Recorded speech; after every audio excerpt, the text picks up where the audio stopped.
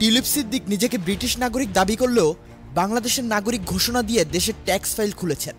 আয়কর রিটার্নও জমা দিয়েছেন 2006 সাল থেকে। বাংলাদেশের পাসপোর্ট ও জাতীয় পরিচয়পত্র নিয়েছেন।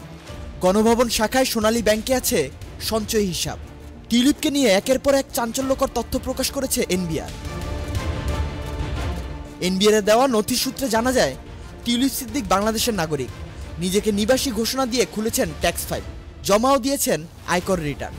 কর শনাক্তকরণ সনদ বা টিআইএন অনুযায়ী টিউলিপ কর অঞ্চল 6-এর 122 নম্বর সার্কেলের করদাতা। সর্বশেষ 2014 সালের 16 জুন হালনাগাদ করেছেন টিআইএন। এর আগে 2006-07 অর্থবছর থেকে আয়কর রিটার্ন জমা দেওয়া শুরু করেন টিউলিপ। ঠিকানা দেন ধানমন্ডির 5 নম্বর সড়কের 54 নম্বর বাসা সুধা সদর। 2014-15 করবর্ষে ঠিকানা পরিবর্তন করে গুলশান 1-এর 7 নম্বর সড়কের 13 নম্বর বাসা উল্লেখ করেছেন। সোনালী ব্যাংকের গণভবন শাখায় তার ব্যাংক হিসাবও একই ঠিকানায়।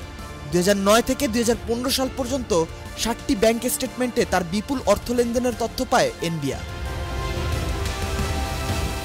আয়কর নথিতে টিউলিপের বিভিন্ন সময়ে দেওয়া স্বাক্ষরেও অসঙ্গতি পেয়েছে এনবিআর। এটিকে সন্দেহের চোখে দেখছে সংস্থাটি। তিনি কর ফাঁকি দিয়েছেন কিনা তা খতিয়ে দেখছে আয়কর গোয়েন্দা ও তদন্ত ইউনিট। টিউলিপের ট্যাক্স ফাইল যাচাই বাছাই আয়ের উৎস ও ব্যয়ের খাত খতিয়ে দেখা হচ্ছে বলেও জানায় দুদক।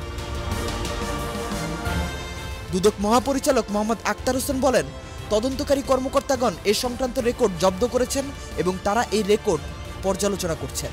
মামলাটি তদন্তাধীন আছে। তদন্ত শেষ হলেই তারা প্রতিবেদন দাখিল করবেন। এই প্রতিবেদনের ভিত্তিতেই পরবর্তী সিদ্ধান্ত গৃহীত হবে। শুধু আয়কর নথিই নয়, দেশের ভোটার তালিকায়ও টিউলিপের নাম আছে। পুরনো ভোটার আইডি পরিবর্তন করে নিয়েছেন নতুন স্মার্ট কার্ডও।